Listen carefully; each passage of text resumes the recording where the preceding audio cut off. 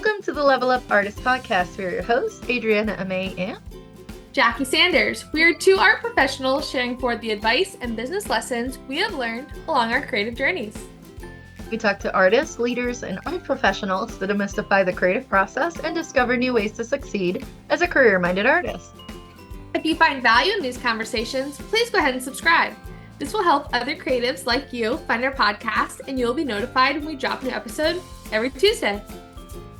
On today's episode, we're diving into the world of commissioned artwork and how to successfully collaborate with clients. So, look, whether you're doing a commissioned painting, a mural, a logo, illustration, maybe it's a sculpture or installation, or any other kind of client-directed work, there tends to be a significant element of collaboration involved. And if it's your first time, it may throw you off versus doing artwork for yourself that then you find a client for, or a customer or collector for, versus you're making it for them. It changes things, but Exactly. So if you've never had that experience before, it may be a little bit scary. Or if you've had a handful of experiences, some good, some bad, you might be able to relate to what we're going to talk about. But today we're going to share our top 10 tips for making artwork for a client, covering everything from setting boundaries to ensuring clear communication. So Adriana, what's the first tip today? the first step is going to happen at the very, very beginning. And this is when you're having that initial contact and you're trying to set some boundaries. So, with clients, it's super duper duper uber important. I can't even stress it enough. I'm like highlighting it, bolding it, underlining it, everything. You have to ensure that you set clear boundaries at the very end. I mean, at the very, very beginning of that communication with them, so that you are both satisfied with the outcome. Establishing these boundaries early on will help you maintain a professional relationship and ensures that your creative process is respected. Now, obviously, everybody works a little bit differently, but especially if you already have, an artistic style or something like that, especially if they're coming to you, it's not oh, let me throw everything but the kitchen sink in it, right? Like it needs to be a two-way street. Let's just put it that way. So one of the first things that you want to think about is defining your artistic limitations, right? You want to clearly communicate what you can and cannot do within the scope of the project. Sometimes you'll get that client that wants super detailed, super realistic, giant sized fill in the blank, and they only have $200. And you're just like, for that budget, not happening, right? But within the budget, if you're willing to accept it, of course, you can say, this is kind of like the limits of what I can do. You also want to set some time boundaries. So you want to establish a realistic timeline for the project and stick to it. So I feel like a lot of times it's easy for all of us to go, oh, that'll take me a week. Don't just say how long it'll take you. Actually bake in days for rest time. If something pops up, you're not feeling well, if you're working outdoors and there's a weather delay, like the key here is essentially you want to under promise and over deliver. So definitely put in some buffer in there. Um, and that way, if anything needs to be fixed, anything goes wrong, you have a little bit more cushion to work on your project. Yeah, exactly. And I think both of those things kind of come down to the next idea, which is just clarifying the expectations. So making sure that everyone understands the project goals and expectations, especially with things like time. Is there a specific event that this client wants this piece by? Is it a Christmas present? Is there a big company event that they want a mural done for? Those are timelines that everyone needs to be aware of. That way, let's say if there is a huge monsoon coming in the area and you just say like, I physically cannot paint outside, but they say our event is on Saturday, we thought we would have it done by then. It's better to have that up front, set those clear expectations so you know what their expectations are. And similarly, setting up the payment terms. So specifying what the, of course, final payment is, as well as the payment amounts, schedules, and methods that you are willing to accept. Are you taking half up front, half at the end? Is there a payment schedule? All of those details that really ties us into number 2, which is the contracts and fun legalities of commissioning an art piece. So contracts are essential for protecting both you as the artist, but also the client too.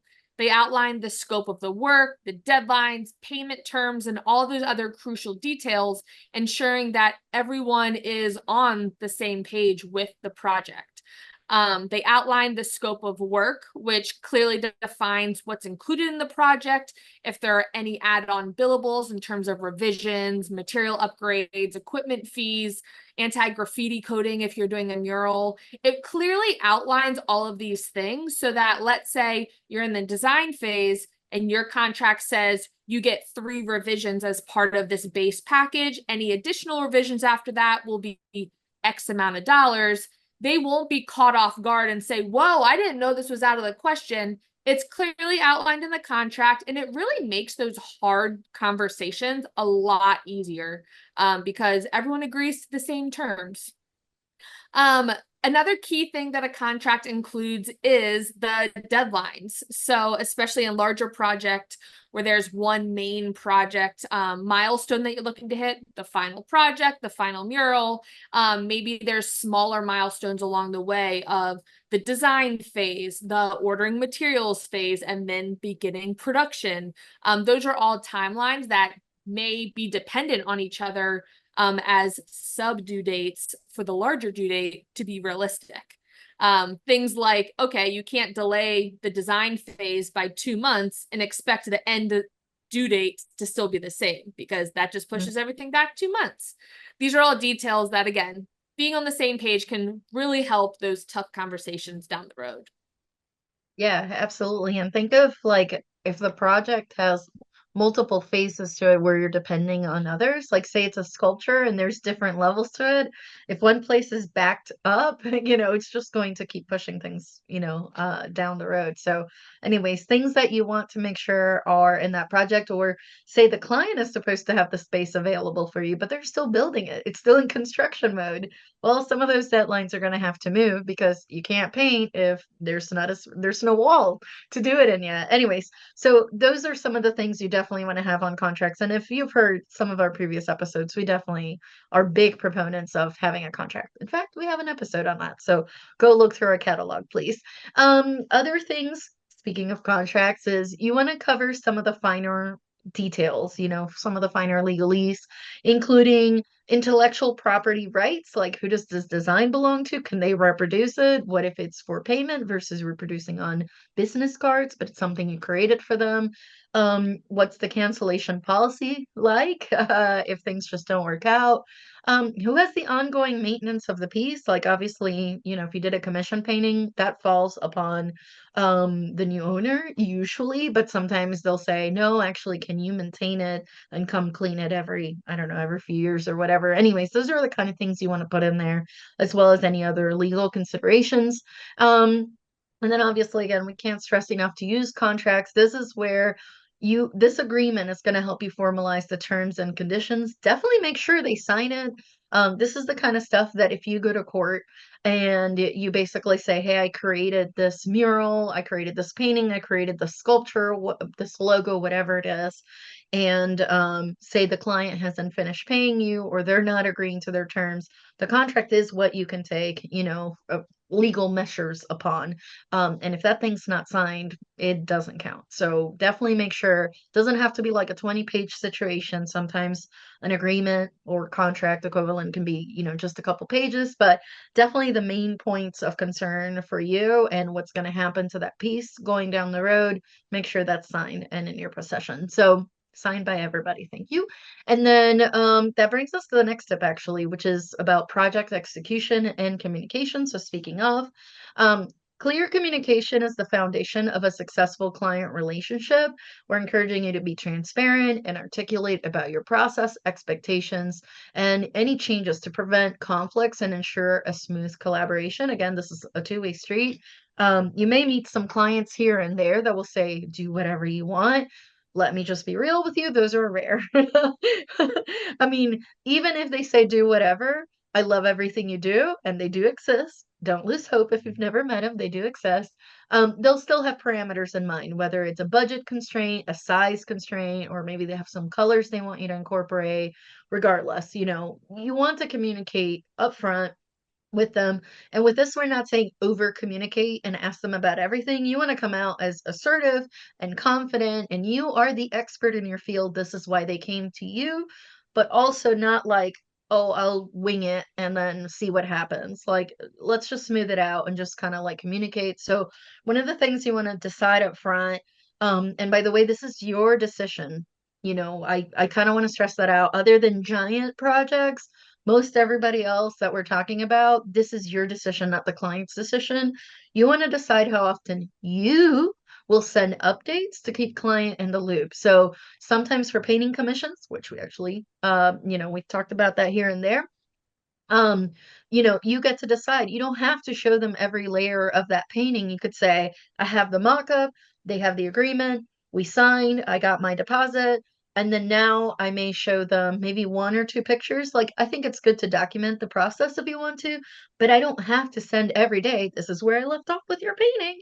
You don't have to do that. You can choose to say, like, hey, here's the beginning. If it's been a little while, I'll send you something of what it looks like right now, and then once when I'm near the end, and that way if there's any kind of like big things that maybe they want to change, or anything that's bothering them, number one, you're almost done.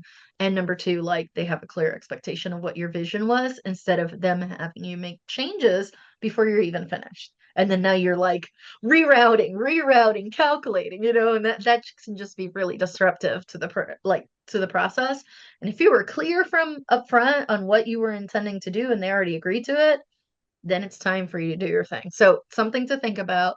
Also, be transparent. So, you want to keep the client informed about any impactful changes and potential delays. We're not talking share every little thing that you can resolve on your own.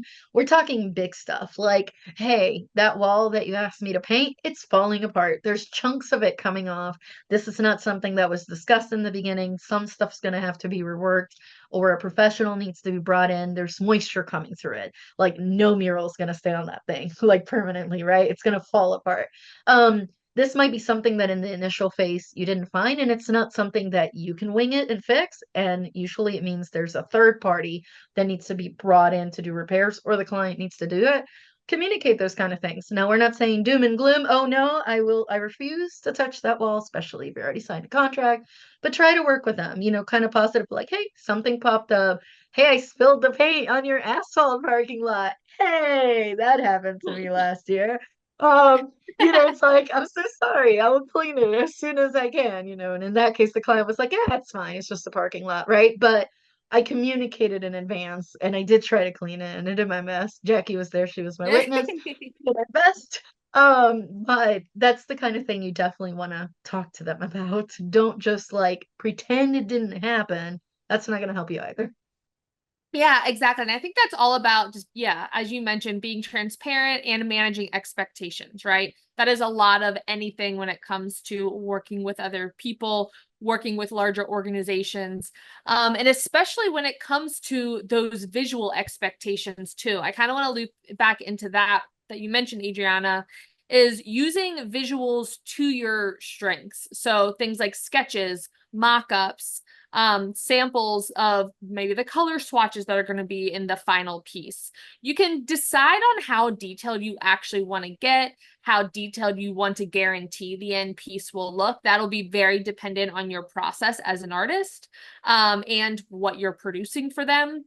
Sometimes they might give you a little bit more leeway on making it intuitive and more of the energy that the final piece will have versus, okay, I want an exact digital mock-up of, let's say, this mural, and I expect that exact thing or pretty darn close to it to be on the wall. Those are times in which visual elements can be super helpful, for communicating those project expectations. And I think the other part with this too is scheduling your check-ins. So especially on those larger projects where you have multiple different groups, maybe you have the business owner plus the person on the team that you are coordinating with, and then yourself. Have those check-ins planned in advance, saying, okay, once the contract is signed, 2 weeks from now, this happens. We'll have a video call to discuss X, Y, and Z. A month after that, we'll have another video call to discuss X, Y, and Z. And it might seem like overkill. And of course, you can always change the dates or adjust it when everyone agrees. But knowing that there is that scheduled plan, one, helps you out a lot because you get on their calendar when they're already being communicative, not trying to track them down a month from now when you haven't talked to them in 3 weeks because you've been working on their project. But it also like eases the stress from the client standpoint. And I think that's one thing to really remember too, which we'll touch on later, is remembering that maybe you're working with someone who has never commissioned a piece of artwork before. Maybe they don't know what the process for commissioning a painting or a drawing or a mural is. So that's part of, I mean, the process as a whole is you are educating them on how you want to be worked with. So having that schedule, I think, really eases the stress of the business owner you're working with too, or the individual, because they say, okay, great. I don't have to stress that I haven't heard from her in 3 weeks. I know she's working on my project and I'm going to talk to her next week. So that's just very helpful. Which brings us to tip number 4. So flexibility and adaptability. So while setting these boundaries, setting these contracts in place, being very clear with your expectations is important. It's also important to remember that we are all people after all. Things happen, there's unforeseen circumstances. So you also need to be flexible when possible. So balancing what your artistic vision is, as well as the client's preferences, requires that adaptability and willingness to make adjustments, especially when it comes to that initial design phase in the beginning, right? Let's say you have a specific style and theirs may be a slight adjustment off of that. You have to be either one, flexible enough to kind of get out of your comfort zone a little bit, or self-aware enough to know, okay, this is not the project for me. Let me refer them to another artist who may be part of the project. And when thinking about that flexibility and adaptability process, the key is really just to listen closely and pay attention to what the client's vision and preferences are. Taking a lot of notes up front, recognizing what visual elements they want, what's super specific and important to them. Maybe the timeline is the most important thing. Maybe the budget's the most important thing, and making note of that so that you can deliver and exceed expectations ideally. Also being open to feedback during the process. So being able to accept constructive criticism and make those reasonable changes as your contract allows. Making sure that you outline how many revisions are in the contract. So that you also know where that line is. Maybe if they require one extra revision, you can be flexible and say, you know what, I really love this project. I won't necessarily charge them this amount, but you can let them know, hey, I'm going to waive this additional fee since we have the green light with one extra revision. And then again, from a client standpoint, they're like, oh my goodness, this artist is amazing. That's so generous of them. And then you get seen as like the brownie points for doing something that you may have been doing anyway. That is so true. That is so true. Yeah. I mean, you will meet some that will ask you to do stuff that you're just like, no. But I also think, like with what you said about flexibility and adaptability, sometimes once you start the project, maybe even what's on the digital design itself doesn't really work out in real life. So sometimes when you mix the colors and put them to each other and on an actual canvas or an actual wall or a sculpture, whatever the case may be that you're working on, so I would say like also be flexible with yourself and also communicative with the client. Give yourself permission to make some minor edits if needed. After all, you as the artist are the ones that gets to make that decision, right? Again, unless you're making big changes to the preset company logo, maybe don't change that, right? But otherwise, on other creative outputs, you may be able to. So with all this, like Jackie said, we're all human. Don't forget, they're not just a wallet, they're not just a bank account, they're not just payments. There's more behind it. One of the things that I think works really well is trying to find some sort of common ground, right? You are merging your artistic style with their desires, but maybe there's other things too that can help you get along. Maybe you're both into the same type of coffee or something. I'm not saying like necessarily make small talk, but do remember there might be things in there that you have in common that kind of help you communicate a little bit clearer or a little bit smoother when you're talking to them. definitely stay positive. Try to maintain a positive attitude throughout the project. I know stuff happens to everybody, whether it's you, the client, the surface of whatever you're trying to paint, the computer you're trying to build that illustration on. Oh, that tablet is having problems. But try to maintain a positive attitude. Try to focus on troubleshooting as needed. Don't be afraid to ask other people, obviously other artists and other people in your field for advice when you're stuck, but like try to keep eyes on the goal. Now, next up, we're gonna be sharing additional tips, but we're gonna take a quick pause to get a quick word from our sponsors. This episode is brought to you by our Level Up Artist courses.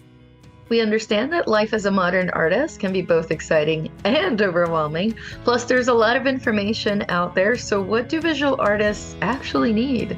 We've spent countless hours of trial and error, weeding through tons of information to find the gold, so you don't have to waste your time going down those endless rabbit holes. In addition to weekly calls, we have created video course modules to cover everything from artist documents to exhibition prep, social media to technology, sales strategies, artist mindset, PDF resources, templates, and so much more. Ready to get started? Head on over to levelupartists.com to learn more, get immediate access, and level up your career today. Welcome back, everybody. So, the next tip we have for you is regarding the completion and follow-up stages. So, regular follow-ups with your client help ensure that the project stays on track, like we discussed, and any issues that pop up are addressed promptly, not after the fact, and not if they find out because you forgot to tell them before. Like you want to nip that in the bud. But consistent communication can definitely prevent misunderstandings, keep them informed, just keeps everybody on the same page. So, one of the things that comes to mind with this is confirming details. So, double check any changes or details that are discussed during follow ups to ensure clarity. Please document this, guys. If verbally they said, can you make that yellow a little bit more I don't know, lemony looking instead of more dark yellow that you had planned originally. Write that down. Put it in a text, put it in an email, something that you can reference later.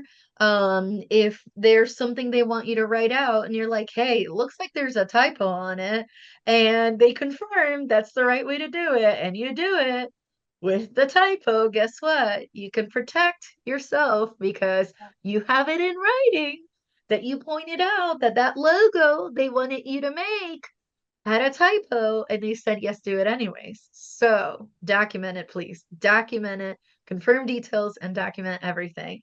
And definitely address concerns promptly. So if the client has concerns or questions, as soon as they pop up, like, hey, what happens if this thing gets tagged by like illegal graffiti? Boom, knock it right there.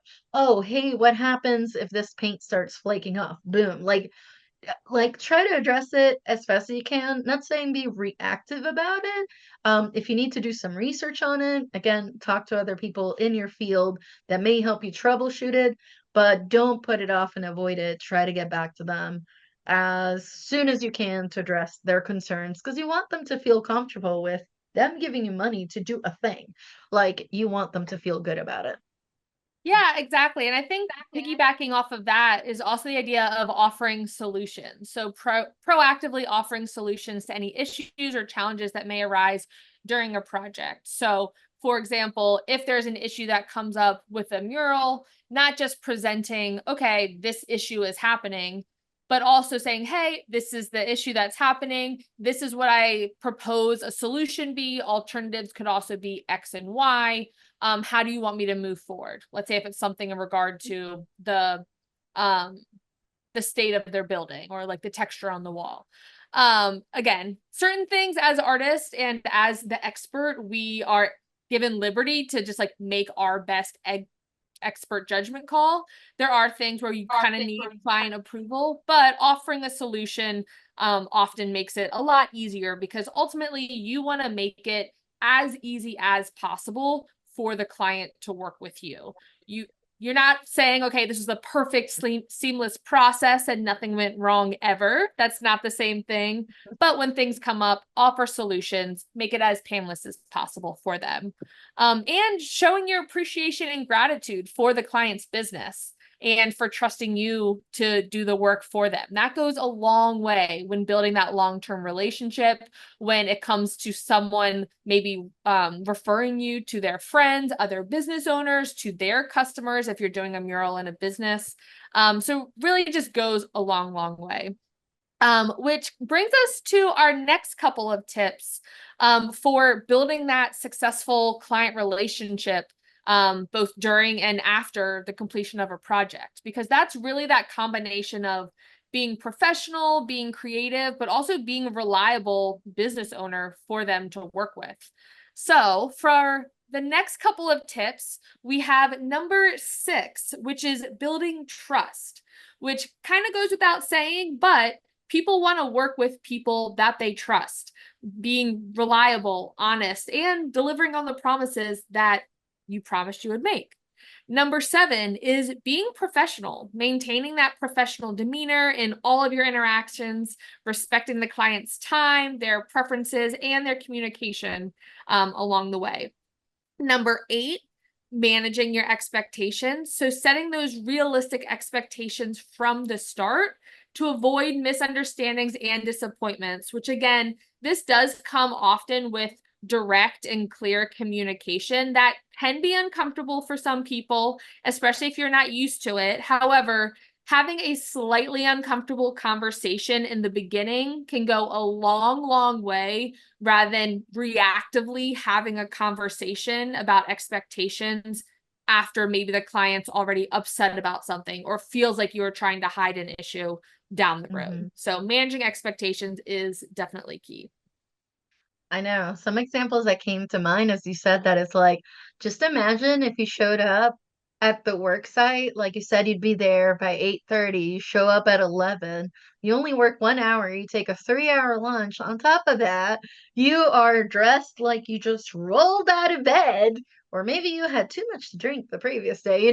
Like these are the kind of things that you would think of make sense, but believe it or not, clients, well, and us too, we've seen a little bit of everything. So you just want to be that person that they're like, okay, Adriana and Jackie said they would be here by 8:30, and I know they'll be there. And if they have to be late, they'll let us know in advance. They also leave the site clean. They don't leave a mess behind. Or, hey, if it's a painting, they wired it, they varnished it, they signed it, like they followed all the appropriate steps where you're showing, again, this is your field. You're trying to present yourself the best you can, right? So, with that, a couple other things that come to mind. Tip number 9 is to protect your creative space. So, you want to ensure you have the necessary time and environment to work on your project without constant interruptions. This may go without saying, but like whether it's on site or you're doing this at home or you're doing this in the studio, somebody's paying you to do this thing, maybe I'm not gonna judge because it depends what kind of creative output you have, right? But maybe like being completely distracted doing something else and then, pardon the expression, half-assing what you're doing for them. Great bang for buck. So you definitely want to put your best foot forward in terms of what you're making and respecting your own creative space so that you are already optimized to do the best you can, right?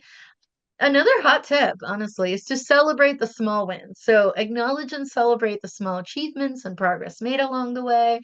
When it comes to client communications, I love to tell them, like, good news, like this part's finished, or we're all about to cross the finish line. I mean, it may seem dorky, but that goes along with my cheesy personality. So there's that.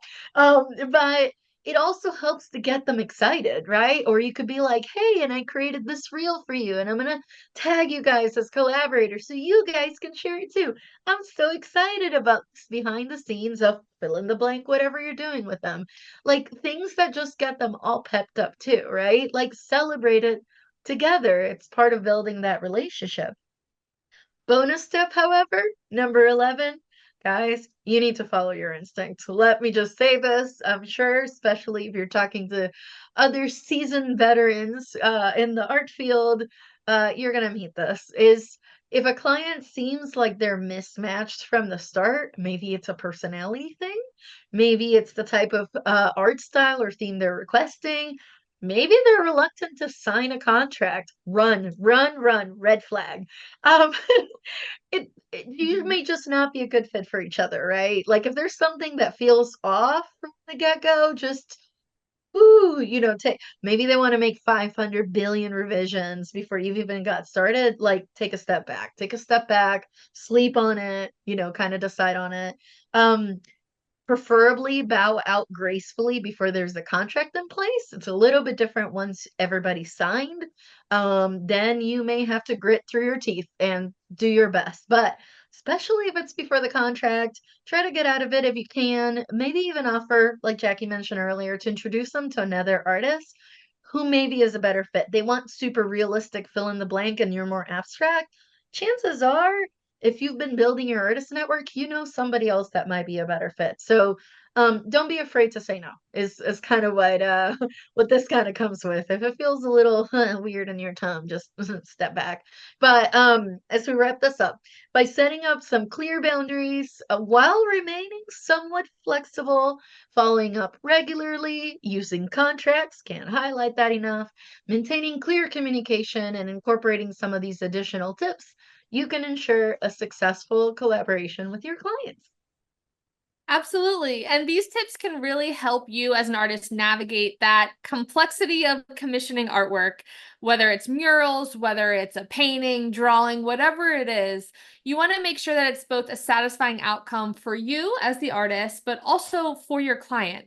So, quick things to recap as you're making artwork for clients. Remember, you need to be super intentional when initiating contact and setting boundaries with them, establishing your contract and the legalities of the process, establishing the project execution and communication, allowing elements of flexibility and adaptability with your contract, but also making sure that you deliver and how you complete and follow up the project is definitely key.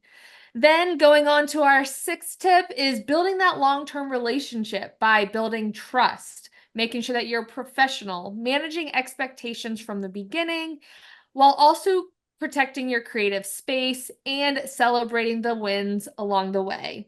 But also, bonus tip, remember to follow your instincts, making sure that this is your creative business. You don't have to do anything that you don't want. So if you get the gut instinct about something that it might not be a good fit, make sure you make the right decision for you.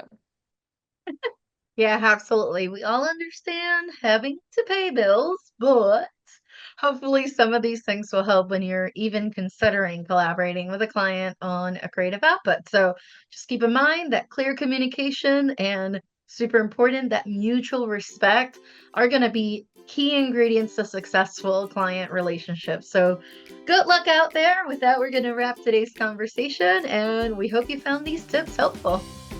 As always, our blog will be linked in today's show notes where you can find episode notes and links to all of our other podcast episodes.